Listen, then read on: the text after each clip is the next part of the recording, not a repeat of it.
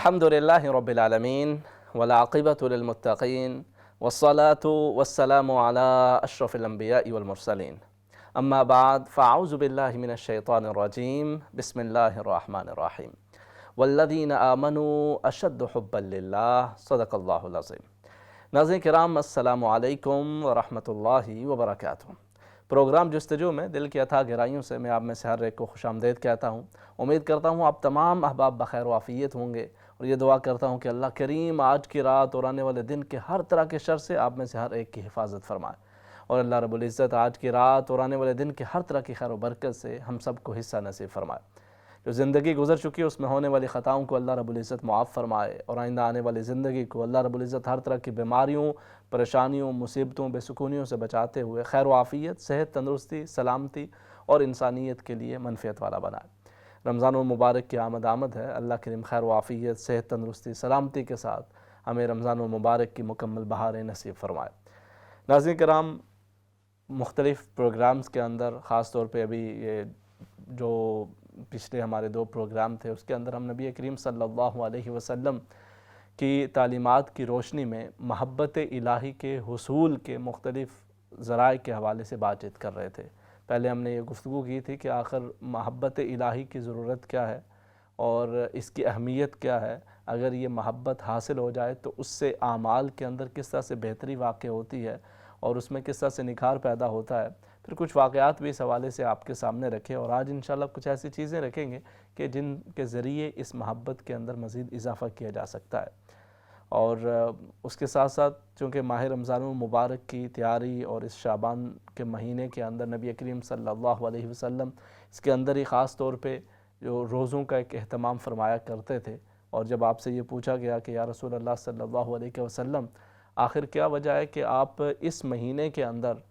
دیگر مہینوں سے زیادہ روزے کا اہتمام فرماتے ہیں، تو آپ نے ارشاد فرمایا کہ یہ مہینہ رجب وہ تو ایک حرمت والا مہینہ ہے، اس کی حرمت کا لوگوں کو پاس رہتا ہے، پھر آگے رمضان المبارک وہ ویسے بڑی برکتوں اور عظمتوں والا مہینہ ہے، تو یہ درمیان میں ایک ایسا مہینہ ہے کہ جس کی عظمت سے پھر لوگ غافل ہو جاتے ہیں اور اس کی اہمیت کی طرف ان کی اتنی توجہ نہیں جاتی۔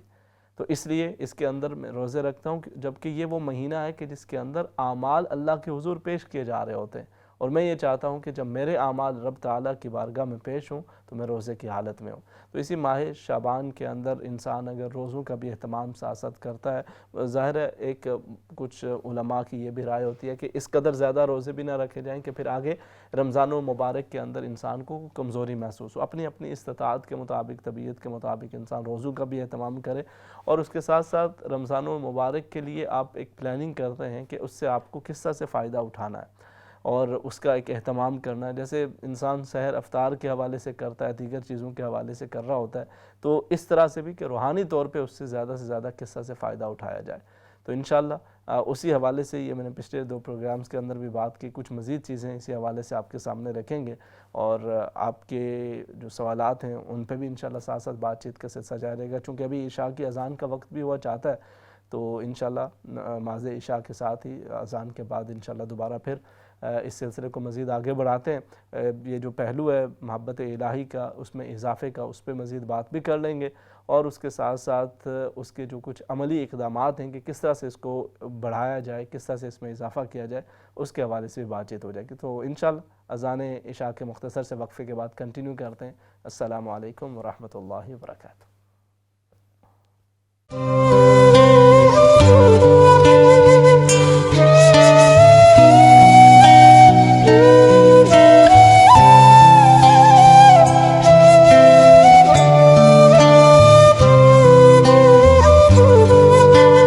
السلام علیکم ورحمۃ اللہ وبرکاتہ۔ ناظرین کرام، پروگرام جستجو کے اندر ہم پچھلے جو 2 پروگرامز تھے اس کے اندر بھی ہم نے محبت الہی کے حوالے سے گفتگو کی تھی، اور پہلے تو ہم نے اس پہ بات کی تھی کہ اس کی ضرورت کیا ہے، اہمیت کیا ہے، اور اس سے کیا فوائد و ثمرات حاصل ہوتے ہیں۔ پھر ہم نے بات کی کہ ان اللہ والوں کے حوالے سے کہ جن کی زندگیوں کے اندر یہ محبت الہی شامل ہو گئی تو اللہ رب العزت نے ان کو کیا کیا مقامات عطا فرمائے، اور ان کے کیا جذبات، کیا احساسات، اور ان کی عبادت اور اللہ کی راہ کے اندر قربانی کا کیا جذبہ تھا، اس کا ہم نے تذکرہ کیا۔ ابھی کچھ گزارشات اس حوالے سے بھی کر لیتے ہیں کہ آخر دلوں کے اندر جو محبت الہی موجود ہے اس میں کس طرح سے اضافہ کیا جائے۔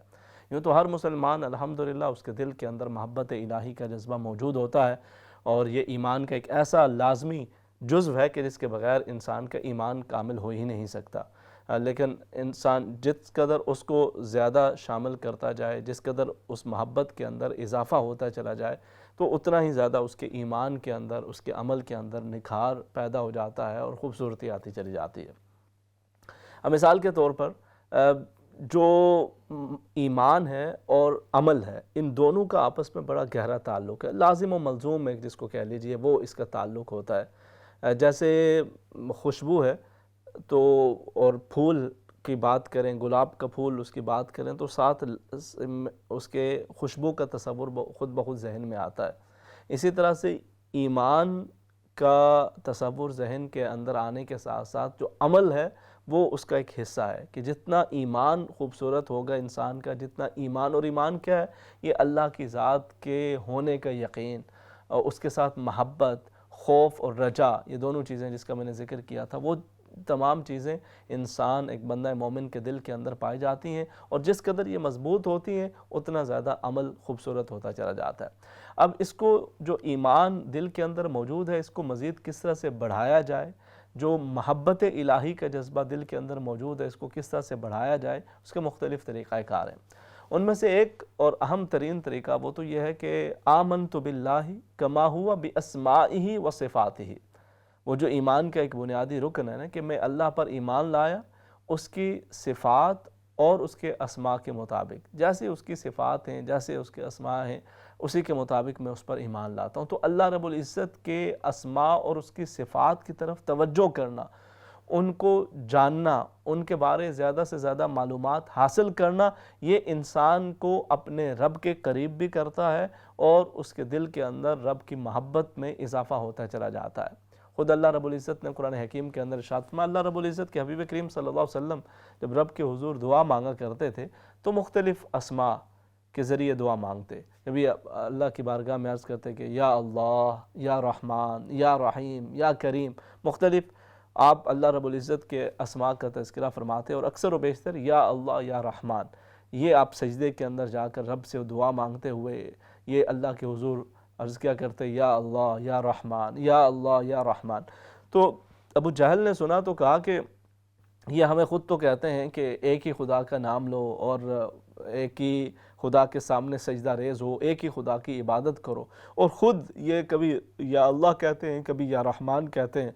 تو مختلف خداؤں کے سامنے گویا یہ جھک رہے ہیں اور ان کو پکار رہے ہیں۔ تو اللہ رب العزت نے قرآن حکیم کے اندر یہ آیت مبارکہ نازل فرمائی کہ قُلِ ادعوا اللَّهَ أَوِ ادعوا الرَّحْمَنَ أَيَّمَّا تَدْعُوا فَلَهُ الْأَسْمَاءُ الْحُسْنَى، کہ اسے یہ مغالطہ لگا ہے کہ رحمان کوئی اور ہوگا، اللہ کوئی اور ہوگا، اور آپ کو مختلف خداؤں کو پکار رہے ہیں۔ یہ تو اللہ رب العزت کے خوبصورت نام ہیں، آپ اللہ کہہ کے پکاریں، رحمان کہہ کے پکاریں، اللہ رب العزت کے خوبصورت نام ہیں، ان میں سے جس کے ذریعے بھی پکارو اللہ رب العزت بندے کی دعا کو، پکار کو سن رہا ہوتا ہے اور اس کے جواب ارشاد فرماتا ہے۔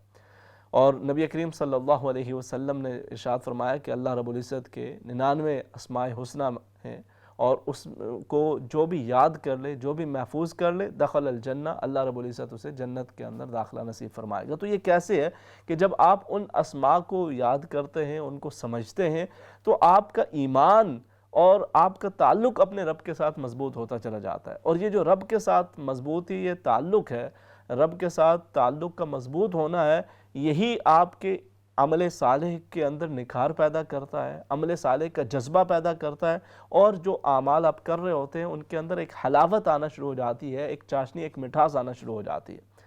اب یہ اسماء حسنہ، اس میں سے ہر ایک کی اپنی اپنی خاصیت ہے، ہر ایک کی اپنی برکات ہیں۔ آپ الرحمن کا تذکرہ کریں تو انسان کی توجہ جب اس جانب ہو کہ وہ رب تعالیٰ کتنا مہربان ہے، کبھی انسان جب یہ سوچے نا، یہ جیسے اسماء و صفات کی جب ہم بات کرتے ہیں، جب انسان یہ سوچے کہ میرا رب کتنا رحمان ہے، کتنا رحیم ہے، ماں باپ کی محبت و شفقت بہت اعلیٰ، اس کی اپنی اہمیت اپنی جگہ پہ، لیکن کتنی ہی شفیق ماں ہو، کتنا ہی مہربان باپ ہو، جب اولاد مسلسل دل دکھاتی رہے، مسلسل نافرمانی کرتی رہے، تو والدین کہیں نہ کہیں جا کے اپنی اولاد کے معاملے کے اندر ان کی ناراضی وہ بہت زیادہ ہوتی چلی جاتی ہے۔ اور اگر اولاد مسلسل دل دکھاتی رہے، بار بار ناراضی بھی ہو، بار بار والدین کی بے ادبی بھی ہو رہی ہے، گستاخی بھی ہو رہی ہے، اور پھر کبھی احساس آ جاتا ہے کہ جی مجھ سے یہ غلطی ہوئی ہے، ایسا نہیں ہونا چاہیے تھا، تو اب جا کے جب وہ اللہ رب العزت کے اس فرمان کو سامنے رکھتے ہوئے والدین سے معافی مانگ بھی لیں، ایک دفعہ معافی مانگی ہو سکتا ہے وہ کہیں چلو ٹھیک ہے، دوبارہ پھر کیا ہو سکتا ہے وہ کہیں دے ٹھیک ہے، لیکن 2 3 4 دفعہ کے بعد پھر والدین بھی اکتا جاتے ہیں، کہتے ہیں کہ یا تو تم اپنی روش درست کرو، یہ کیا بار بار ایک ہی بات کرتے ہو، دل بھی دکھاتے ہو اور ساتھ ساتھ پھر معافی مانگتے ہو، تو کب تک یہ چلتا رہے گا؟ لیکن رب تعالیٰ وہ ایسا رحمان ہے، ایسا رحیم ہے، ایسا کریم ہے، ایسی عظیم وہ ذات ہے کہ انسان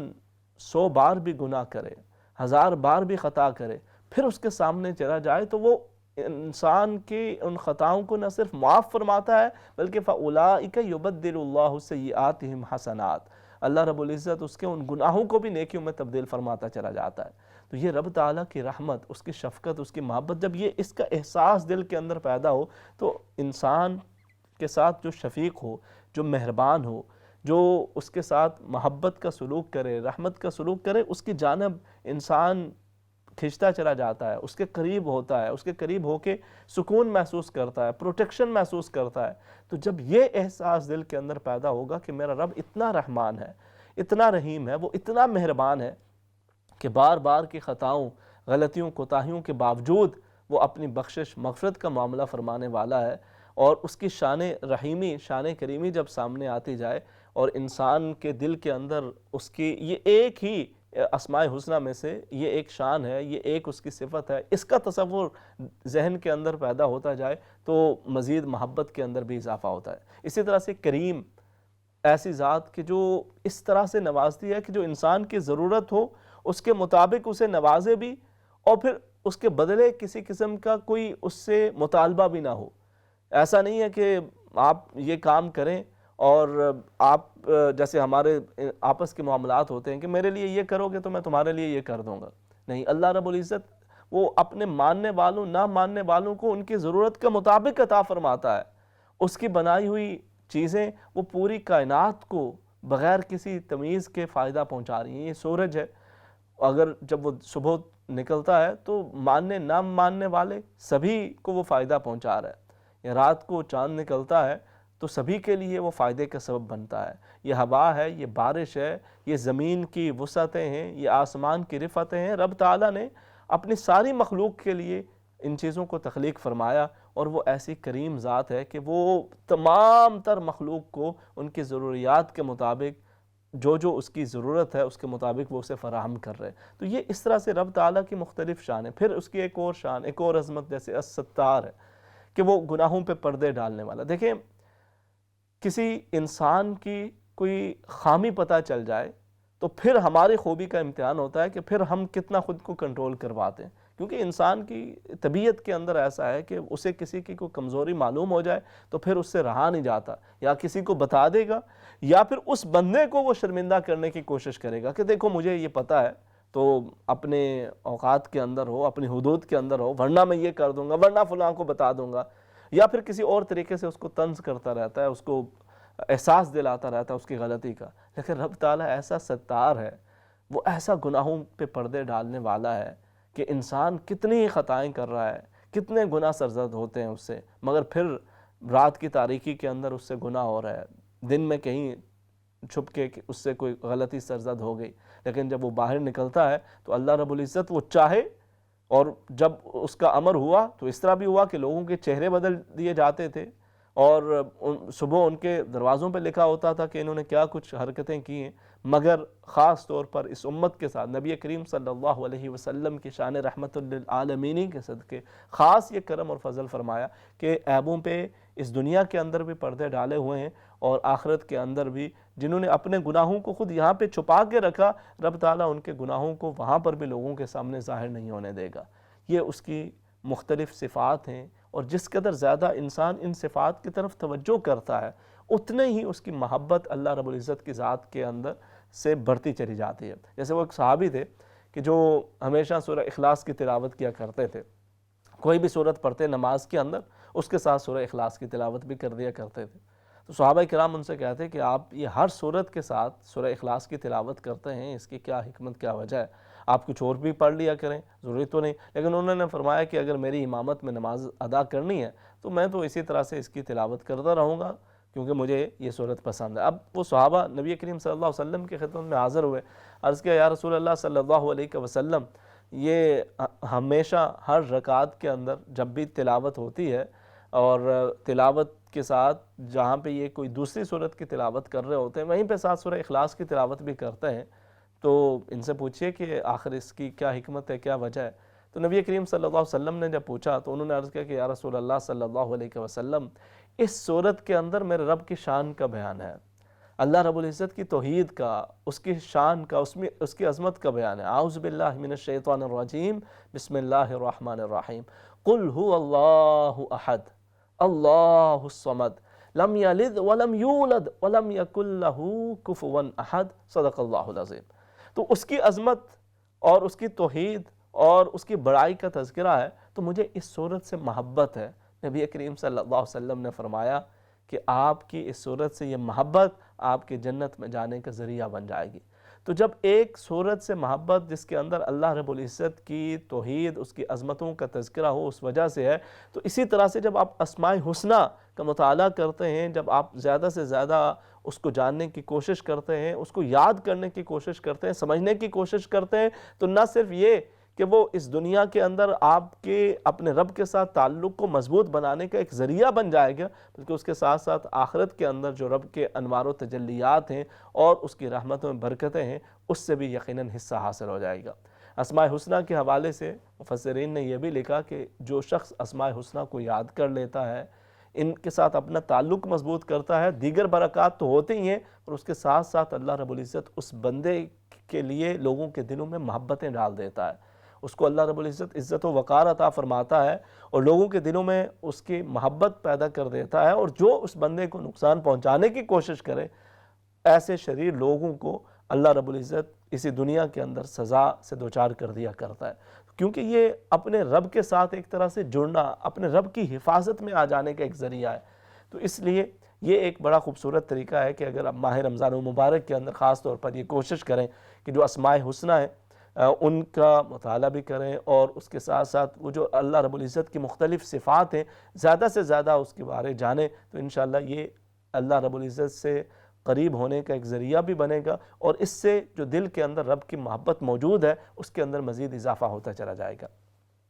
محبت الہی کو حاصل کرنے کا ایک اور خوبصورت طریقہ اور ذریعہ وہ قرآن حکیم کی تلاوت ہے، اور بالخصوص جو ماہ رمضان جو کہ شہر قرآن بھی ہے،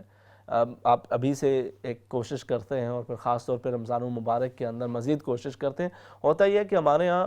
یہ تو ایک کوشش ہوتی ہے کہ زیادہ سے زیادہ اس کی تلاوت کی جاتی ہے، یقیناً اس کی بھی اہمیت ہے کہ ہر حرف پر اللہ رب العزت 10 نیکیاں عطا فرما رہا ہوتا ہے، اس کی برکات ہوتی ہیں، لیکن اس کے ساتھ ساتھ اس کی آیات پہ تدبر کرنا، اس کے آیات کو سمجھنے کی کوشش کرنا، یہ جو تدبر ہے اور ان آیات کو سمجھ کر اس کے مطابق اپنی زندگی کو ڈھالنے کی کوشش ہے، یہ بندے کو اپنے رب کے قریب کر دیتی ہے۔ دیکھیں قرآن حکیم حضرت امام حسن رضی اللہ تعالیٰ عنہ فرمایا کرتے تھے کہ ہمارے ہاں قرآن کو اللہ رب العزت کا پیغام سمجھا جاتا تھا، کہ یہ رب کا پیغام ہے، میرے نام، ہم سب کے نام، ہر بندہ یہی سمجھے کہ یہ میرے نام میرے رب کا پیغام ہے۔ کسی اچھے جاننے والے کا، کسی محبوب کا، کسی بڑی شخصیت کا کوئی پیغام انسان کے نام آئے تو انسان بڑی توجہ سے اسے پڑھتا بھی ہے، سمجھتا بھی ہے، اس سے محبت کا اظہار بھی کرتا ہے، اور اس کے اندر کوئی بھی اشارہ ہو اس کو سمجھنے کی اور اس پہ عمل کرنے کی کوشش بھی کرتا ہے، تو یہ تو رب تعالیٰ کا پیغام ہمارے نام ہے۔ تو اگر ہم اس کو فقط پڑھیں، اس کی عربی کو تو پڑھیں مگر اس کو سمجھنے کی کوشش نہ کریں، اور ہمیں یہ خبر ہی نہ ہو کہ اس کے اندر میرے لیے پیغام کیا ہے، میرے لیے رہنمائی کیا ہے، اور پھر میں اس کو جاننے کی کوشش بھی نہ کروں، زندگی گزر جائے، دنیا بھر کی معلومات تو حاصل کر لوں، امریکہ کے اندر کیا ہو رہا ہے، برطانیہ میں کیا ہو رہا ہے، روس میں کیا چل رہا ہے، پاکستان کے اندر کیا ہو رہا ہے، پوری دنیا کی انفارمیشن تو میں حاصل کرتا جاؤں، مگر میرے پاس اتنا بھی وقت نہ ہو کہ میں زیادہ نہیں دو دو آیات کر کے، تین تین آیات کر کے کچھ نہ کچھ اس کا فہم حاصل کرتا چلا جاؤں، ایک ایک آیت کا بھی فہم انسان حاصل کرتا چلا جائے، تو یہ قرآن حکیم کا قرب یہ بھی انسان کو اپنے رب کے قریب کرتا ہے، اور رب کی محبت کے اندر اضافہ ہوتا ہے اس کے ذریعے، کیونکہ قرآن حکیم اللہ رب العزت کی وہ لاریب کتاب ہے کہ جس کے بارے جناب سیدنا علی المرتضیٰ رضی اللہ تعالیٰ عنہ فرمایا کرتے تھے، مشہور آپ کا قول ہے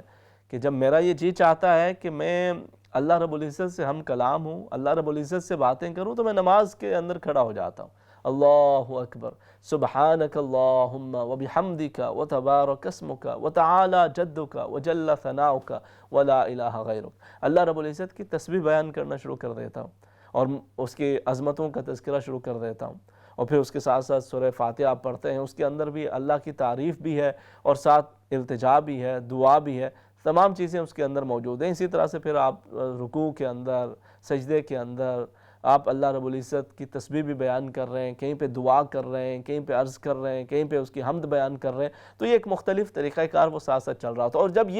میں یہ چاہتا ہوں، جناب سیدنا علی اور مرتضیٰ رضی اللہ تعالیٰ عنہ فرماتے ہیں کہ میں یہ چاہتا ہوں کہ میرا رب مجھ سے کلام کرے، تو میں کیا کرتا ہوں؟ قرآن حکیم کھول کے بیٹھ جاتا ہوں، تو یوں محسوس ہوتا ہے کہ میرا رب مجھ سے کلام فرما رہا ہے۔ یا ایھا الذین آمنوا اذکروا اللہ ذکرا کثیرا، کہیں پر وہ اپنی ذات کی طرف بلا رہا ہے، اے ایمان والو اللہ کا کثرت کے ساتھ ذکر کرو۔ کہیں پر وہ اس ذکر کی برکات کو بیان کرتے ہوئے ساتھ ارشاد فرما دیتا ہے کہ الا بذکر اللہ تطمئن القلوب، کہ اسی ذکر کے ساتھ دل کا سکون حاصل ہوتا ہے۔ کہیں پر اللہ رب العزت حقوق العباد ہیں ان کی طرف توجہ دلاتے ہوئے ارشاد فرماتا ہے کہ یا ایھا الذین آمنوا، اے ایمان والو ایک دوسرے کے ساتھ حسن سلوک کے ساتھ پیش آؤ، ایک دوسرے کے جو حقوق ہیں ان کو پامال مت کرو، کہ تم میں سے کوئی کسی کا مذاق نہ اڑائے۔ یا ایھا الذین آمنوا اجتنبوا کثیرا من الظن، اے ایمان والو بدگمانی سے بچو۔ کہیں پر اس طرح سے انسان کی رہنمائی فرما جا رہی ہے، یعنی کہیں پر حقوق اللہ کے حوالے سے، کہیں پر حقوق العباد کے حوالے سے، کہیں پر فیملی جو امور ہیں ان کے حوالے سے رہنمائی کی جا رہی ہے۔ عاشروہن بالمعروف، اپنی بیویوں کے ساتھ اچھے سلوک کے ساتھ پیش آؤ۔ کہیں پر خامدوں کے حقوق بیان کیے جا رہے ہیں کہ ان کے حقوق کا خیال رکھو، تو کہیں پر والدین کے حقوق بتائے جا رہے ہیں۔ وَقَضَىٰ رَبُّكَ أَلَّا تَعْبُدُوا إِلَّا إِيَّاهُ وَبِالْوَالِدَيْنِ إِحْسَانًا إِمَّا يَبْلُغَنَّ عِندَكَ الْكِبَرَ أَحَدُهُمَا أَوْ كِلَاهُمَا فَلَا تَقُل لَّهُمَا أُفٍّ وَلَا تَنْهَرْهُمَا وَقُل لَّهُمَا قَوْلًا كَرِيمًا، کہ والدین کے یہ حقوق ہیں، ان کا خیال رکھو۔ کہیں پر اولاد کے حقوق ان کی طرف توجہ دلائی جا رہی ہے، اور وہ جو نیک والدین جس طرح سے اپنی اولاد کی تربیت کیا کرتے تھے اس کا تذکرہ اللہ رب العزت قرآن حکیم کے اندر ارشاد فرماتے ہوئے وَلَقَدْ آتَيْنَا لُقْمَانَ الْحِكْمَةَ، لقمان علیہ السلام کی حکمت کا ذکر بھی کیا، اور پھر وہ جو نصیحتیں انہوں نے اپنے بیٹے کو کی، اِذْ قَالَ لُقْمَانُ لِابْنِهِ وَهُوَ يَعِظُهُ يَا بُنَيَّ لَا تُشْرِكْ بِاللَّهِ إِنَّ الشِّرْكَ لَظُلْمٌ عَظِيمٌ، ان نصیحتوں کا بھی تذکرہ کیا۔ تو یہ جو مختلف چیزیں قرآن حکیم کے اندر رہنمائی کی ہیں، یہ اسی لیے ہیں کہ انسان اس کو سمجھے، اور یہ کوئی خاص کوئی مخصوص گروہ نہیں کہ بس فقط وہی سمجھ رہا ہو قرآن کو، اور وہ جو کہہ دے انسان کہے کہ بس ٹھیک ہے یہی، جو کسی نے بڑی داڑھی رکھی ہوئی ہے، کوئی بڑی پگڑی پہن لی ہے، کوئی ہاتھ کے اندر بڑی تسبیح ہے، اس کا ایسا جبہ کبہ پہنا ہوا ہے، تو بس انہی کی یہ ذمہ داری ہے کہ یہ قرآن کو سمجھیں اور ہمیں بتا دیں۔ نہیں، اس کے ساتھ ساتھ انسان خود قرآن حکیم یہ ہم سبھی کے لیے ہے۔ وَلَقَدْ يَسَّرْنَا الْقُرْآنَ لِلذِّكْرِ فَهَلْ مِن مُدَّكِرٍ، یہ ہر ایک کے لیے رب تعالیٰ نے نازل فرمایا ہے، تو ہر بندہ اس کا مطالعہ کرے، اس کی تلاوت کرے، اس کو سمجھے۔ تو جب اس کو سمجھتا ہے انسان، تھوڑا تھوڑا کر کے بھی ان آیات مبارکہ کو سمجھنے کی کوشش کرتا ہے، تو یہ بندے کے اپنے رب کے ساتھ قرب کا اور اس کی محبت میں اضافے کا ایک بڑا خوبصورت ذریعہ ہوتا ہے۔ اب یہ دیکھیں کہ کس قدر کلام مجید کی برکات اور یہ انسان کے ایمان کے اندر اضافے کا ذریعہ کیسے بنتا ہے، کہ کتنے ایسے لوگ ہوتے ہیں کہ جو بالکل اللہ اور اس کے رسول صلی اللہ علیہ وسلم پہ ایمان نہیں رکھتے، مگر جب انہیں قرآن کی طرف بلایا جاتا ہے، قرآن حکیم کی کسی آیت ہی کا ایک ان کے سامنے ذکر ہوتا ہے، وہی ان کی فیلڈ سے متعلقہ ہوتی ہے، ان کی اس کے اندر ایکسپرٹیز ہوتی ہے، وہ جب یہ دیکھتے ہیں کہ اس کے اندر ہمارے لیے یہ رہنمائی موجود ہے، تو وہی ان کے لیے دلوں کو بدلنے کا ایک ذریعہ بن جاتا ہے۔ تو پہلی چیز جو اسماء حسنہ ہیں ان کے ذریعے بندہ رب کا قرب حاصل کرنے کی کوشش کرے، پھر اسی کے ساتھ ساتھ قرآن حکیم کی تلاوت ہے، پھر فرائض کی ادائیگی وہ ہے، اور اس کے ساتھ ساتھ پھر نوافل ہے۔ نوافل کی کثرت یہ بھی انسان کی محبت الہی میں اضافہ اور پھر اس کے ساتھ ساتھ قرب الہی کا ایک خوبصورت ذریعہ بنتا ہے۔ تو اللہ رب العزت ہمیں یہ جو مختلف ذرائع ہیں ان کو اپنا کر اپنی اور اپنے حبیب کریم صلی اللہ علیہ وسلم کی محبت کو حاصل کرنا نصیب فرمائے، اور انہی کے بتائے ہوئے نقش قدم پر اللہ کریم ہمیں چلنا نصیب فرمائے۔